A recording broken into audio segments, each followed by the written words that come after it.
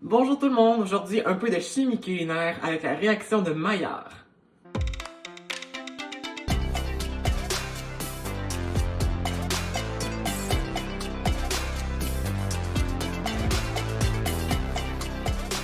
Une petite capsule aujourd'hui, très petite, pour un phénomène culinaire gustatif qui se produit presque à chaque fois qu'on fait de la nourriture, mais c'est juste que peut-être que vous ne le connaissiez pas. C'est la réaction de Maillard. Alors la réaction de Maillard, c'est quoi? C'est que lorsque, on fait cuire, et que ce soit du pain qui devient, que ce soit du pain, que ce soit une viande, bref, quand on fait cuire un aliment, il se produit la réaction de Maillard. C'est ça en fait qui va, lors de la cuisson d'un aliment, qui va donner le brunissement, même le déploiement en fait des saveurs de cet aliment-là. Et c'est enfin quand certains acides aminés et sucres simples qui sont reliés à l'aliment, quand ils sont cuits, en fait, ça va libérer, ça va se compléter et ça va créer de nouvelles molécules qui, elles, vont donner, exemple, quand on fait cuire une viande à la poêle, c'est ça qui va donner le côté plus brun, la saveur, en fait, de viande grillée à cette pièce de viande-là, justement. D'ailleurs, bien que les molécules qui soient créées lors de cette conjugaison des acides aminés de ces sucres puissent être une infime partie, c'est ça qui va donner toute la saveur à la viande, exemple qu'on peut faire cuire. C'est tellement puissant qu'il y a une étude en 2011 qui est sortie et que pour 2 grammes de cette substance qui est créée, on mettrait ça dans un lac finalement, de 2 mètres de profondeur et de 8 km de diamètre. On pourrait goûter l'eau de ce lac-là, prendrait le goût d'une viande, d'un steak grillé. Alors c'est vraiment un procédé très puissant.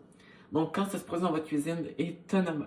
Donc quand ça se produit dans votre cuisine, c'est pour ça que ça goûte aussi bon et que ça sent aussi bon. Évidemment, le pH de l'aliment, la température de cuisson, ou même l'humidité si on prend l'exemple d'une pièce de viande, c'est ça ça peut influencer le résultat de cette réaction de Maillard-là. Pour obtenir une bonne réaction, que la viande soit bien grillée, qu'elle goûte bien bon, qu'elle soit bien bonne, vous pourriez sécher la viande pour enlever tout résidu d'humidité présent qui pourrait altérer la réaction. Donc, vous pouvez prendre un essuie-tout ou un petit papier absorbant, vous l'essuyez comme ça. Comme ça, il n'y aura pas d'eau qui va entrer qui va entrer dans le procédé puis qui va tout flusher tout ça. Un aliment qui a un pH plus élevé, donc qui est plus alcalin, va offrir des meilleures conditions pour la réaction de Maillard qu'un aliment qui aurait un pH plus bas, donc plus acide. C'est pour ça qu'on dit qu'il y a certaines marinades qui sont vraiment meilleures pour ce procédé-là, la réaction de Maillard.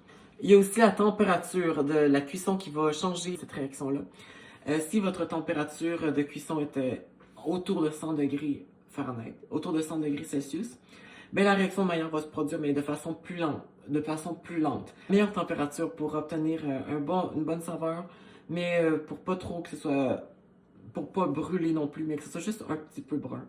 Très bon. C'est quand la surface de l'aliment dépasse le point d'ébullition de l'eau, donc 100 degrés. Autour de 115, 120, là, c'est là que la réaction augmente et que c'est là que vous pouvez obtenir un résultat qui enchantera vos papilles. Sauf qu'à partir de 180 degrés Celsius, la réaction s'arrête.